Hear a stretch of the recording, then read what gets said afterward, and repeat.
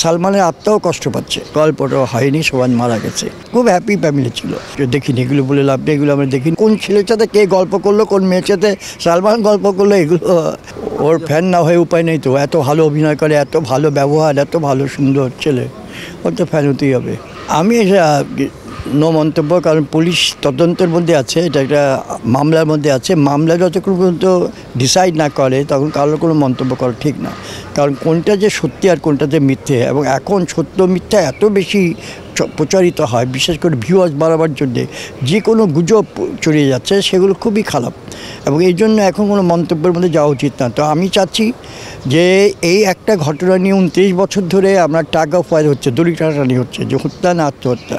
সালমানের আত্মাও কষ্ট পাচ্ছে, সালমানের যে ভক্তরাও কষ্ট পাচ্ছে, সালমানের ভক্ত ছাড়াও যারা আছে, আমরা যারা সিনেমার লোকরা আছি, তারাও কষ্ট পাচ্ছি। কারণ আমরা চাই একটা সুষ্ঠু সমাধান। আত্মহত্যা হলে আত্মহত্যা হয়ে ফাইনাল হয়ে যাক, হত্যা হলে হত্যা হয়ে ফাইনাল হয়ে যাক, দোষী শাস্তি হোক, বিচার হোক, তাদের কঠোর শাস্তি হোক। কারণ সালমানের মতো ছেলেকে যদি কেউ মেরে থাকে তো তাদের তো ফাঁসির চেয়ে ফাঁসি বড় হওয়া উচিত। তো আমরা চাচ্ছি যে যা কিছুই হোক যেন একটা সুষ্ঠু বিচার হয়, এবং সুষ্ঠু বিচারের জন্য যে এই গুজবগুলি অনেক মাথা হয়ে যাচ্ছে, যে আসলে করছে মানে দলের কথা সত্যি নাকি এর কথা সত্যি, নাকি অমুকের লক্ষ্যে যে বলছে ওটা সত্যি, না কোনটা সত্যি। তা আমরা চাচ্ছি যখন পুলিশের হাতে গেছে, এটা মামলার হাতে চলে গেছে, মামলা করেই একটা সমাধান দিক। অন্তত 29 বছর পরেও যেন মানুষ জানতে পারে হ্যাঁ এই ঘটনাটা ঘটেছিল, আমরাও শান্তি থাকি, সালমানের আত্মাও শান্তি থাক, আমরা খুব খুশি হব।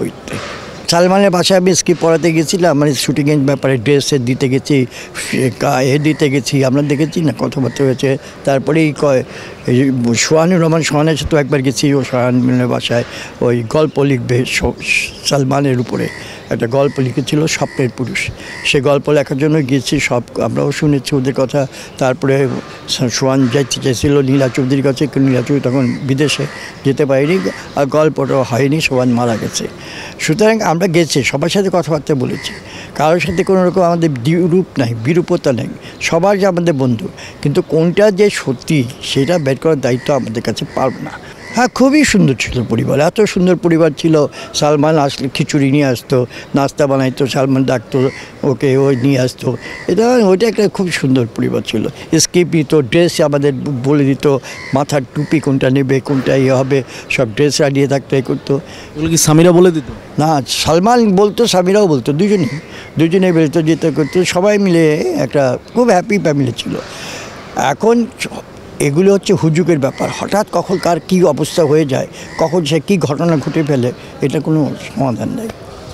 অনেকেই বলছিল যে সামিরান ছেলে ফ্যাটিস আছে, মানে একাধিক ছেলের সাথে মেলামেশার একটা অভ্যাস ছিল। দেখিনি এগুলো বলে লাভ নেই, এগুলো আমরা দেখিনি। আর এইসব প্রশ্ন আমাকে করো না, সুতরাং এইসব না বলা লোকের কথা শুনে এর মধ্যে আমরা যাব না। প্রমাণটা আপনাদের কাছে, কারণ আমিও অকেটটা কেমন করে দেবো?